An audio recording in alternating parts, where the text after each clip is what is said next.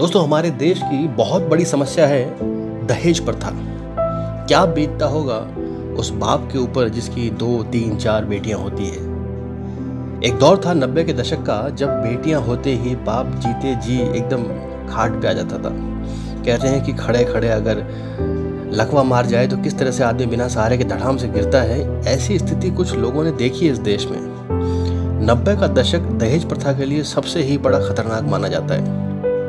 जहाँ 2-3 बेटियां हो गई, बाप को लगता था कि पता नहीं सारी जिंदगी कैसे मैं कमाऊंगा, कैसे इनको पढ़ाऊंगा, कैसे इनकी शादी करूंगा। उन लोगों पर क्या बीतती होगी केवल उनका दिल ही समझ सकता है। लेकिन जिस तरह से इस देश की सबसे बड़ी अच्छी बात यह रही कि महिलाओं की शिक्षा के ऊपर थोड़ा बहुत ही सही लेकिन ध्यान दिया गया है, और लड़कियों ने जो मैदान संभाला और जो पढ़ाई की है, और जिस तरह से 90 के दशक के बाद जो पैदा हुई लड़कियां हैं, पढ़ लिख कर आज एक से एक बड़ी पोस्ट पर जा रही हैं, अच्छे से अपने आप को सक्षम बना रही है, खड़ी हो रही है अपने पैरों पर। ये देखते हुए माँ बाप को थोड़ा तो गर्व होना चाहिए कि बेटों को जो हमेशा वो बुढ़ापे की लाठी समझते थे, आज कई बेटियों ने भी बुढ़ापे की लाठी बनकर माँ बाप को सहारा दिया है।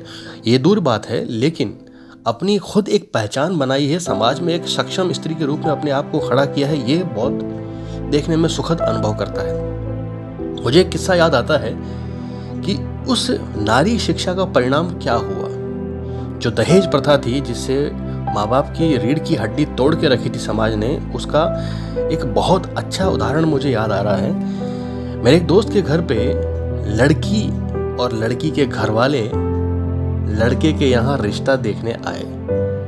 देखो क्या जमाना आया है, कभी सोचा नहीं था कि इस देश में ऐसा भी देखने को मिलेगा। लड़की खुद लड़के के घर पर लड़के को देखने आई है अपने माँ बाप के साथ, और लड़का बेचारा चुपचाप दबा सहमा सोफे पे बैठा है। वो ये सोच रहा है कि वाह क्या ज़माना है। एक दौर था जब लड़के बड़े तन के माँ बाप के साथ लड़की के घर पे जाते थे रिश्ता देखने, और बड़े ही ना नुकर करके अजीब अजीब तरह के बहाने बना के चले आते थे। लेकिन ज़माना पलटा।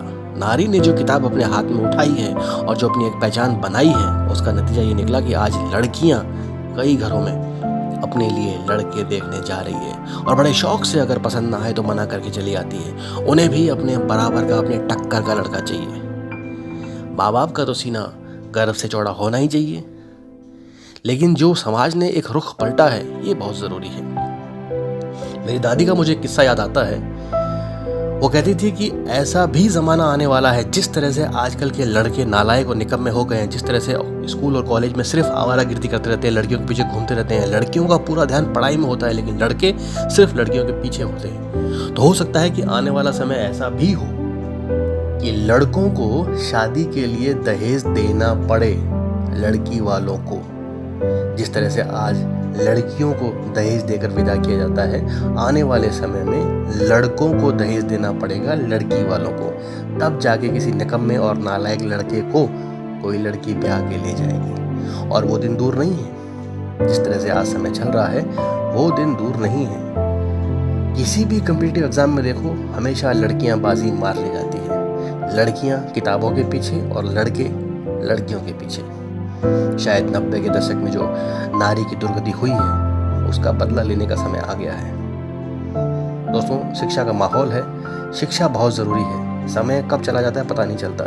समय का सदुपयोग करना बहुत ज़रूरी है। बहरहाल, महिलाओं ने जो अपनी जिम्मेदारी समझी और परिवार को जो सहारा दिया, अपने आप को एक पहचान दी, वो काबिल तारीफ है। लड़कों को थोड़ा समझने की ज़रूरत है, वरना हो सकता है मेरी दादी की वो कहावत सही साबित ना हो जाए। अगर हो गई तो बड़ा दुख होगा मुझे। दोस्तों, ये किस्सा मेरे जहन में था, मैंने आपके साथ शेयर किया। उम्मीद है आपको पसंद आया होगा। अगर आए तो प्लीज़ शेयर ज़रूर करना। धन्यवाद।